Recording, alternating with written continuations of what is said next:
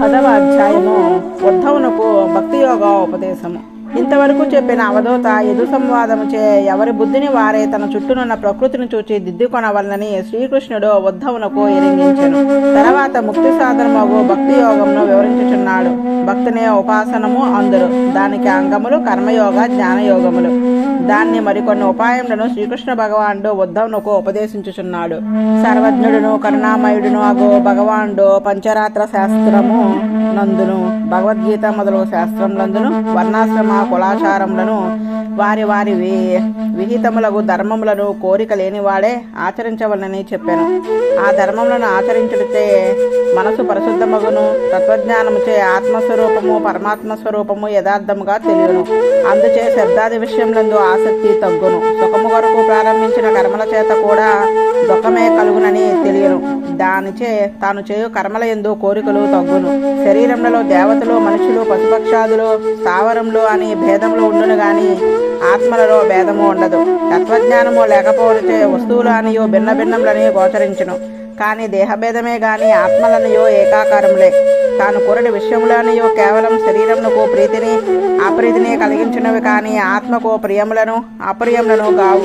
కళలో ఎన్నో వస్తువులను అనుభవించును, కోరుకొనును. కానీ మేల్కొన్న తర్వాత ఆ కోరికల వలన గాని ఆ అనుభవముల వలన గాని ప్రయోజనము ఉండదు. అట్లే దేహము కంటే వేరైన ఆత్మస్వరూపం ఎరిగిన నాడు దేహమే తాను అనుకుని నాడు అనుభవించిన అనుభవములు కోరికలు ప్రయోజన శూన్యములని ఎరుంగును. అందుచే భగవానుడు తనను ప్రేరణ చేయువాడని ఎరిగి తాను చేసేడి పని భగవాన్ని ప్రీతి కొరకే అని ఎరింగి తాను తన కొరకే చేయుచున్నాన్ని చేయుట విచారించుచు కోరికలతో కర్మలు చేయుట మానవలను. బాహ్యేంద్రియములను అంతరింద్రియములను నిగ్రహించి సర్వేంద్రియ వ్యాపారములను భగవాన్ని ఎందే ప్రసరించుచున్నట్లు చేయవలను.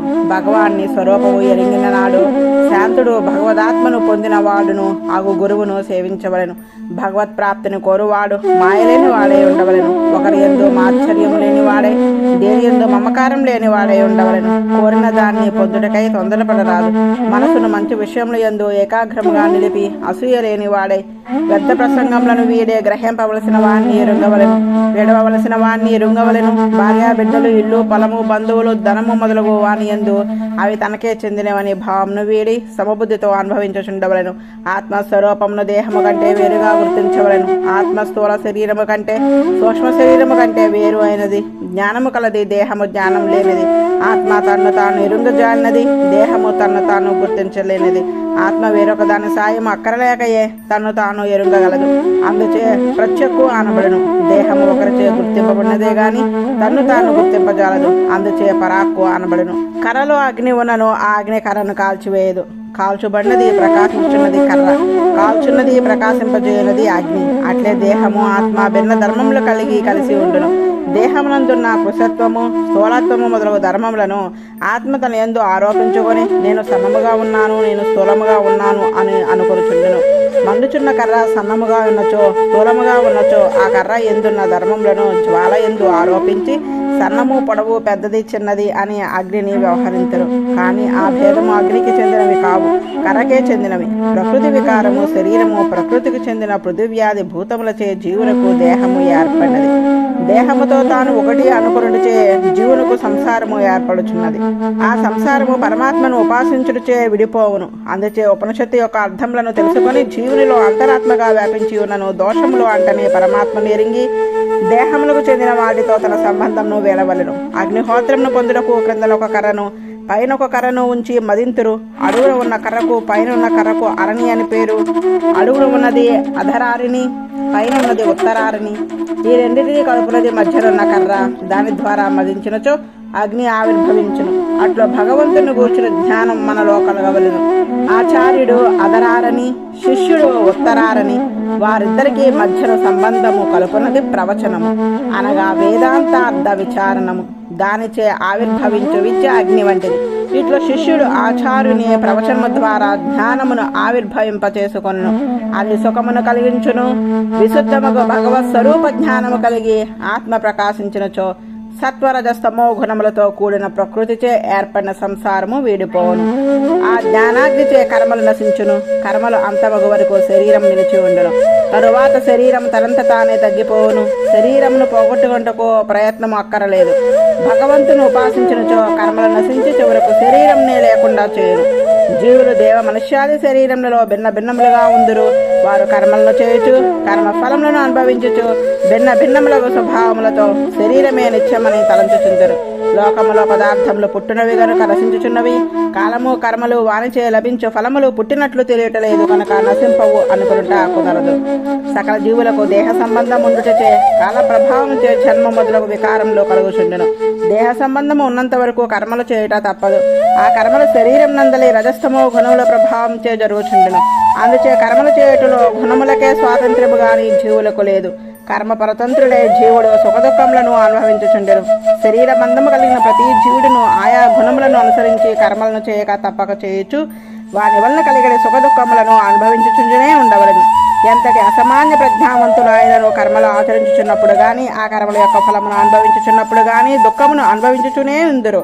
ప్రాజ్ఞులు సుఖమునే అనుభవించరు, మూఢులు దుఃఖమును అనుభవించరు అని చెప్పుటకు వీలు కాదు. బ్రహ్మాది దేవతలకు కూడా గుణములచే చేసే కర్మలలో దుఃఖము తప్పదు, దుఃఖము ఉండదు అని అనుకుంటా వ్యర్థమైన అహంకారమే. సుఖ దుఃఖముల కర్మవశమున వచ్చుచున్నవి. ఆ కర్మలు గుణ ప్రేరణ చేయబడినవి గాని స్వాతంత్రము లేదు అని శాస్త్రజ్ఞులు ఎరుంగుదురు. గాని వారికి ఎట్లు ఆదరించిన మృత్యువు సంభవించదో అటు మోక్షోపాయమో తెలియదు. కామము అనగా కోరిక, అర్థము అనగా ధనము, ఇవి ఎవరికి సుఖమును కలగనీయవు. అర్ధ కామములకై ప్రయత్నించువాడు మృత్యువునకు వసుడైయుండును. కసాయి వాడు చంపుటకు తీసుకొని పోవచ్చున్న మేకకు ఆకులను అందించుచు తీసుకొని పోవచ్చుండును. ఆకులను తినుచున్నానని సంతృష్టి చెందును గాని మృత్యువు ఆసనమైనదని ఆ మూఢ జంతువు ఎరుగదు. అట్లే అర్ధ కామములకై శ్రమించి కర్మ చేసి సుఖమును అనుభవింతుమని అనుకోయిన వారు మృత్యువు ఆసనమైనదని ఎరుగక తాత్కాలికమైన సుఖమునకు వశపడుచుందరు. కానీ అది వారికి వాస్తవమైన దృష్టిని కలిగింపదు. వేదములు చెప్పిన యజ్ఞాది కర్మలు ఈ లోకంలో వర్షము మొదలగు ఫలములను వసంగును, పరలోకములలో స్వర్గాది సుఖములను వసంగును. కానీ ఆ కర్మలు కూడా నిత్యముగు సుఖమని వసంగునవని కావు. పురుషుడు కోరి పొందవలసినది నిత్యముగు సుఖము. యజ్ఞమును చేయుట, వ్యవసాయము చేయుట వంటిది. దానికి ఆటంకములు ఎన్నో సంభవించుచుండెను.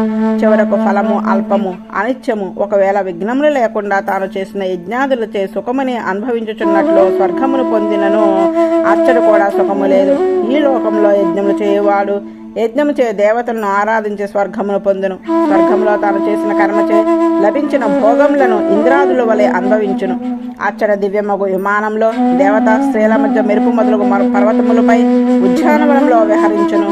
కానీ అప్పుడు అనుభవించుచున్న ఆ సుఖమునకు సంతోషపడుచుండునే గాని ఆ పుణ్యము పూర్తి కాగానే క్రిందకి పడిపోదుమని వానికి గుర్తు ఉండదు. పుణ్యమున్నంత కాలము స్వర్గంలో సుఖమును అనుభవించును. పుణ్యము పూర్తి కాగానే తనకు తెలియకుండా కాలమే వాణ్ణి అచ్చటి నుండి కదుల్చును. తల క్రిందులుగా క్రిందలోకములకు వచ్చును. ధర్మములు ఆచరించు వాని సుఖము అల్పమైనది, అనిత్యమైనది అని స్పష్టంగా తెలియచున్నది. ఇక అధర్మమును ఆచరించువాడు ఇంద్రియములను జయింపలేక విషయభోగముల యందు తృష్ణతో ప్రవర్తించువాడును, స్త్రీ లంపటుడును, ప్రాణి హింసకుడును చనిపోయిన తర్వాత నరకమును పొందును. ఈ లోకములో ఉన్నప్పుడు చెడు కోరికలు నెరవేర్చుటకు ప్రేతములకు, భూతములకు, శాస్త్ర నిషిద్ధములకు బలులను అర్పించి ఆరాధించును. వాడు కొంతకాలం నరకములో దుఃఖమును అనుభవించి చివరకు అధికమగు తమో గుణము ఆవేశించుటచే స్థావర జన్మను పొందును. ఇక పై లోకములలో ఆయా లోకములకు పాలకుడైన ఇంద్రియ వరుణాదులకు కూడా మనుషుల కంటే ఎక్కువ కాలం జీవించుట అన్నది ఒక్కటే భేదము గాని కల్పాంతరమునందు మరణము సుఖ దుఃఖానుభవము తప్పదు. వారి లోకములు కూడా కాలముచే నశించినవే. బ్రహ్మ సకల జీవులను సృష్టించుచు వానికి కూడా వాని మానముతో 2 పదార్థములు ఆయుర్దాయము. ఆ 2 పదార్థంలో కాలము పూర్తి కాగానే అతడు కూడా కర్మానుగుణముగా సుఖ దుఃఖములను అనుభవించును. ఈ విధముగా శాస్త్రములలో చేయదగినవిగా చెప్పిన కర్మలను కోరికలతో చేయువారు నిత్యమైన సుఖమును పొందజాలరు. కర్మలు చేయుటలో జీవునకు స్వతంత్రత లేదు. సత్వరజ సమో గుణములను అనుసరించి కర్మలను చేయుచుందరు. ఆ కర్మలను అనుసరించి సుఖ దుఃఖములను అనుభవించుచుందరు. కర్మలు చేయుటలో గాని అనుభవించుటలో గాని జీవునికి స్వాతంత్ర్యం లేదు, కాని చేయువాడును నేను, ఫలమును అనుభవించేవాడు నేను అని కోరుకొనుచు కర్మలను చేయుచుందురు. ఇదంతా సత్వరజస్తమో గుణములు గల ప్రకృతి వికారముల శరీర సంబంధముచే కలుగును. ఆత్మజ్ఞానమే ప్రధానముగా గలది. ఆత్మలని ఆకారం చే జ్ఞాన స్వరూపములే, దేహముచే మాత్రము భిన్నులు, అది తెలియక వేరు వేరు అనుకొనుచుందురు. గుణముల యొక్క వైషమ్యముచే దేహము కలుగును, ఆ వైషమ్యముచే గుణములకు పరతంత్రుడే కర్మను చేయుచుండెను. ఆ కర్మ పరతంత్రతపు వారికి భయము తప్పదు. శరీరమే తాను అనుకొని దాన్ని ఆత్మగా భావించేవారు మోహం నందుచుందురు, శోకం నందుచుందురు. కాలము, శరీరము, శాస్త్రములు, ఆయా మార్గములో, వస్తు స్వభావములో, ధర్మములో మొదలైన అన్నీ సుఖదుఖములను కలిగించుచున్నవి అనుకొందరు. కానీ అవి అన్నీ భగవానుచే ప్రవర్తింపజేయబడినవి, వానికి వశవర్తులే. అవి భయమును కలిగించును, సుఖమును కలిగించును అని అనుకొనుచుందురు. కానీ వారి వెనకనున్న భగవానుడే భయమును కలిగించువాడును, అభయమును కలిగించువాడును. దేహమే తాను అని భావించుడే బంధమునకు కారణము. పరమాత్మ నాకాత్మ అని తను పరమాత్మ ఆత్మకముగా ఉపాసించుట బంధము తొలుగుటకు ఉపాయము. ఇట్లా బంధమునకు మోక్షమునకు కారణములను భగవానుడు ఉద్ధవునకు వివరించను. ఉద్ధవుడు శరీరములో గుణములచే బంధింపబడిన జీవునకు, కర్మలచే మరుగుపడిన స్వభావము గల జీవునకు జ్ఞానము కలుగుగానే గుణములు, కర్మలు వాని పట్టు వదిలి ఉండునని చెప్పితిరి కదా. అది సంభవించునా? జీవుడు నిత్యుడు కదా, ఇతడు తాను చనిపోవచ్చున్నాను అని అనుకొనుచుండుట ఎట్లు సంభవించును? అట్లే ప్రకృతి సంబంధమును వీడినాడు ఎట్లు ఉండును, ఎట్లు ప్రవర్తించును? ఏ లక్షణములచే అతనిని మనము గుర్తించగలము? అతడు ఏ పదార్థములను ఆహారంగా స్వీకరించును, వేన్ని విడిచిపెట్టును, ఎట్లు నిద్రించును, ఎట్లు శయనించును, ఎట్లు నడుచును? బంధంలో ఉండియో ప్రకృతి బంధము వీడుట సంభవము కాదు కదా. బంధంలో ఉన్నవాడు బంధంలో ఉండుటయే, బంధము వీడి ఉండువాడు వీడి ఉండుటయే. కానీ కొంతకాలము బంధంలో ఉండుట, అందులోనే ఉండి వీడుట సంభవమా? బంధముతో సంబంధము లేని ఈశ్వరుడు అవిద్యతే బంధింపబడువాడగునా, లేక ఎల్లప్పుడూ బంధము లేని ఈశ్వరుడును బంధములో ఉండి విడివడి జీవుడును ఒక్కరేనా? ఈ ప్రశ్నలకు సమాధానము ఆనతీయవలెను అని ప్రశ్నించను. జీవుడు, ఈశ్వరుడు వేరువేరు తత్వములా, ఒకే తత్వమా? ఎల్లప్పుడూ బంధంలో ఉండువాడు జీవుడు, ఎన్నడూ బంధం లేనివాడు ఈశ్వరుడు. కానీ వీరిద్దరును ఈ శరీరంలో ఉందురుగాన ఒక్కటే అని అనిపించుచున్నది. ఆ సందేహమును తీర్చవలెను అని ఉద్ధవుడు ప్రశ్నింపగా భగవానుడు ఇట్లు చెప్పుచున్నాడు.